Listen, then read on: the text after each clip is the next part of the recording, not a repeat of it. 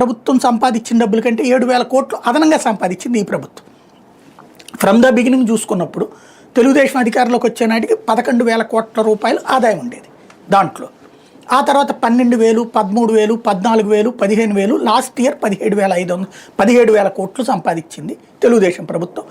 Belt షాపులు, permit రూములు, ప్రభుత్వ మద్యం దుకాణాలు లేవు, ఇప్పుడు ప్రైవేట్ మద్యం దుకాణాలు, తర్వాత బార్ల ద్వారా ఆ రోజున 17,000 కోట్లు హయ్యెస్ట్ సంపాదించింది.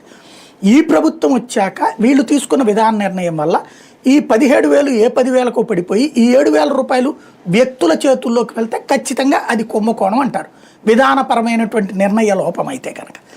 కానీ విధానపరమైనటువంటి నిర్ణయంలో ఏమైంది, అసలు అలాగ ప్రైవేటు తీసేసి మొత్తం బార్ల వరకు మాత్రం వాళ్ళు కోర్టుకు వెళ్ళడం వల్ల ఆగింది. ఈ మద్యం దుకాణాలన్నిటికి కూడా అది కూడా వాళ్ళ లైసెన్సులు ఉన్నంత వరకు ఉండనిచ్చారు.